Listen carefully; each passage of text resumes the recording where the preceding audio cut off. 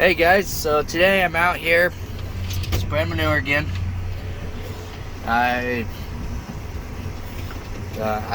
This morning I helped my uncle. We cleaned some corrals out, got manure spread out of corrals, and yesterday we did some of my uncle's manure spreading. But we got all that done, and we went up north and did that. Now we're just working our way south. So I'm here. We got this 9-10 acre field. It's not very big, but we're gonna get some compost spread on it. It's also kind of windy, so it kind of blows the compost around a little bit because it's so light and powdery. But as long as the wind keeps blowing at the same speed, it just it'll still fill in pretty well. So anyways, get set up here. Okay, so we'll turn on the spreaders in the back, throttle up the tractor, open the back door, throw a bunch out, a bunch of it slides down, pull forward a little bit. And we'll start pushing it back. There you can see it starting to come out. Push has to get back a little ways before it'll actually start shoving it out. So should be going now, but you can see it's all blowing that way and you can't see any out that way. So kind of go slow the first little bit just to make sure it's really spreading good. Anyways, okay, now it's going. You can see it on the other side a little bit. So, well, I will say the stuff we were taking out of the corrals was spreading a little bit nicer in the wind because it's wetter, but you can see it still does decent. I think we might have a little bit of a skip in between the passes, but it's not too bad. We kind of just have to go with it because I don't think there's really very many days in the near future that are calm. The wind is blowing real bad, so you kind of just have to take what we can get. So, and I'm almost to the top again. This is another one of those short fields. Okay, that big cloud of manure means that it's empty. Shut the PTO off, let it get the push come back. It goes really slow because we want it to go slow out, but you can come in here and speed it up and it'll come back a little bit quicker.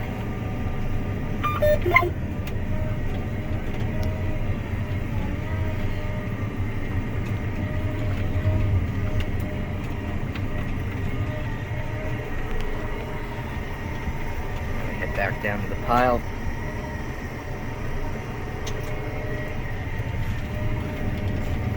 Once that gets back, we can close the door in the back.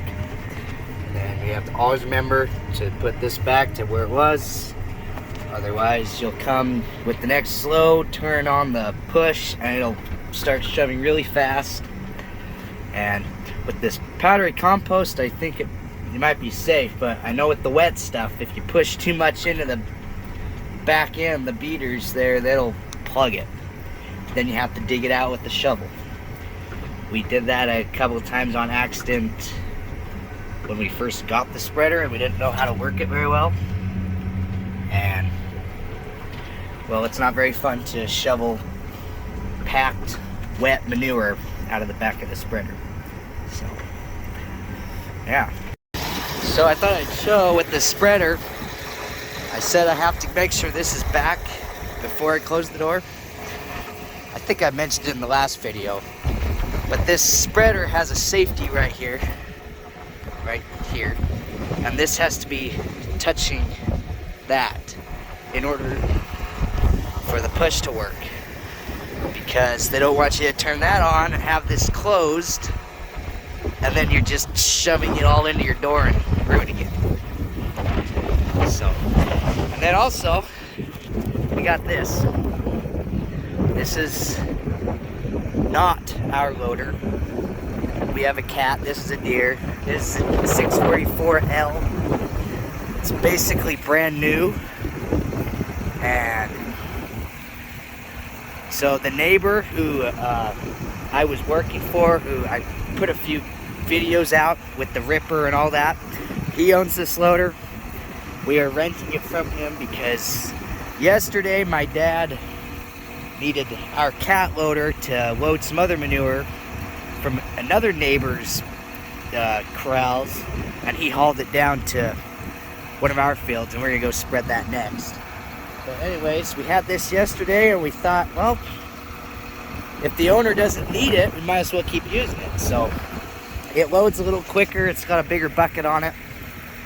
It's a bigger loader than ours. So it's working pretty nice. Okay, so I'm up in the cab now. I'd show, so it's got a screen, and those are most of your controls right there. It's got a push button start, or you have to hold it. It's not like a car where you just tap it and it starts. But then it does have this. This is okay. I'm getting used to it. But I would never personally buy a loader with this. How this works is you got the two joysticks. One raises and lowers, and the other one tips and dumps, or tips the bucket. So you just have to run both. But then, yeah. And then the downfall of this is because you got this here, there's no forward and reverse on your joystick like our Cat has, and Deere also makes a loader like that with one joystick, and it's got a forward and reverse on the back. I like that because you can keep one hand on the steering wheel and the other hand on the joystick, and then it's just nicer. With this loader, you have the old-fashioned forward reverse thing. I guess it's, yeah, well, this is what was around, that's why I say old-fashioned. So you have to, it's a parking brake button. Our Cat, it's a big lever thing over here, so that's how you know it's new. So anyways, get loading here. It's really quiet as well, which most new things are. But then you just see that bucket fills up really full, and it's been really nice. If we get a good full scoop like that, you can fill in about 4 dumps. So it is nice. You can click it back, and then it goes up on its own to a preset height. Maybe it just goes up all the way. You could, I know you can set it. That's a little too high, but you can see some of it kind of blows away. It's really windy, but then you can click the other one, and the bucket goes back to level. So it makes it nice for me when I'm trying to film something and load at the same time. So just do this a few times.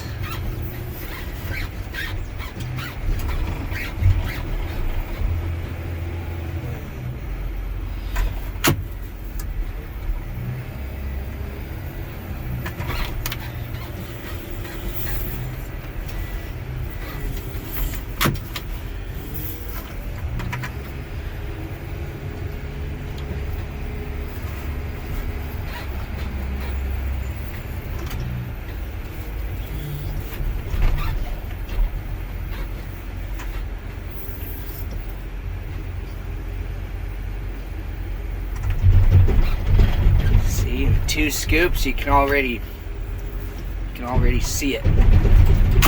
The cat, when you dump 2 scoops in, it's barely at the top of the thing. It does have a backup camera. That's kind of cool.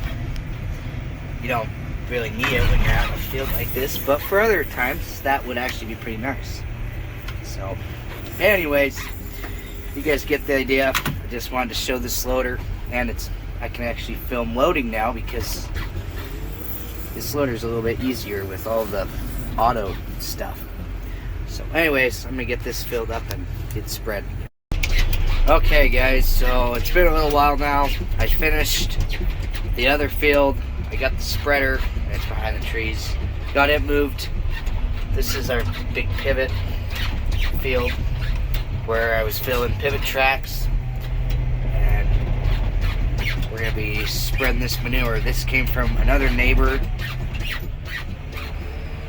So my dad hauled this all up here, or I guess it's down here. He hauled it from up north, so he hauled it down yesterday. And so I'm gonna get loading this, and we'll get back to spreading.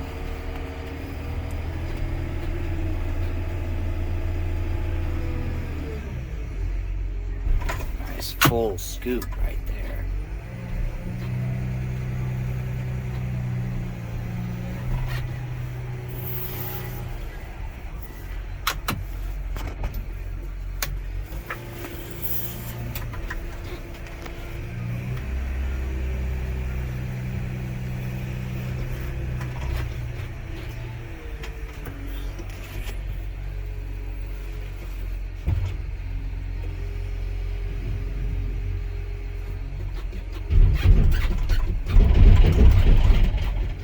Oh yeah, it's nice and full.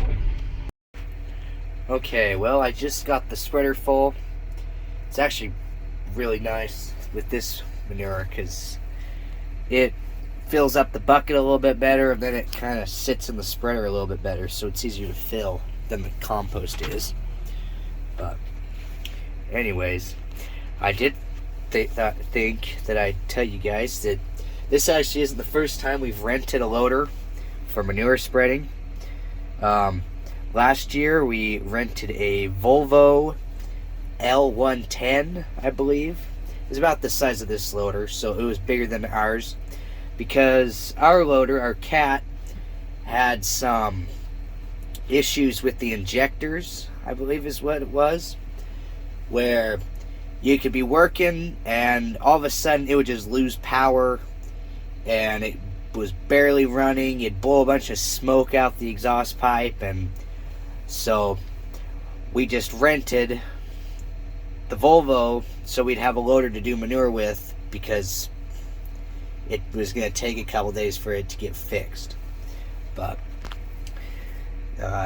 this time we rented this loader because my dad needed the other one elsewhere, and this one was just sitting around at the neighbor's place, so he just asked if we could rent it, and now here we are with it.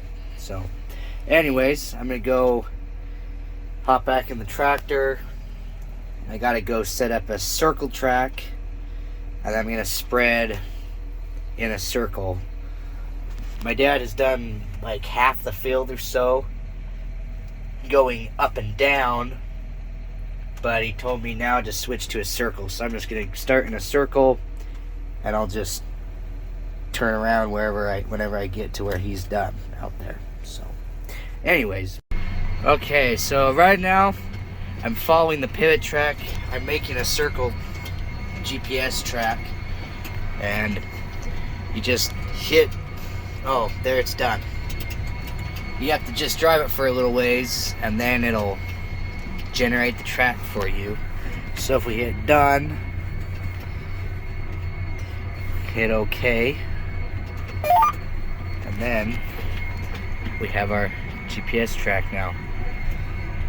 So anyways, I'm gonna head down to the end, and there's wheat planted out there, so I'm just gonna find the end of the wheat, and then I'll start spreading the rest. Okay, got rolling out here, did a few loads over in the corner over there. can see, this wet stuff doesn't blow very easily, so it really throws out to the sides. Makes it really nice. So this is where spreading gets fun. So anyways, just come up here a little ways, and even though this has all been disked, the wheat isn't planted until like right up here, so gotta come up here and turn around. Okay, gotta turn around, going back down now. I sped up the push a decent amount, so it's pushing more to the back. That's partially why it's thrown out so much, because we need, for this stuff, we need it on thicker where you can really see it out there, because the compost is powder and you don't have to put on quite as much. It's a higher concentrate. So anyways, I think I'm going to end the video here. I'm not going to be going for much longer. Just got empty. But anyways, I got other stuff I'm doing this evening, so my dad's going to be coming out here pretty quick to take over. And so this might be the last of the manure spreading for me, because it's Saturday now. I'll bet that it'll be done while I'm in school on Monday. So probably the next video will be tillage. We gotta get all this manure tilled in and get corn ground ready. So anyways, thanks for watching, and we'll catch you in the next one.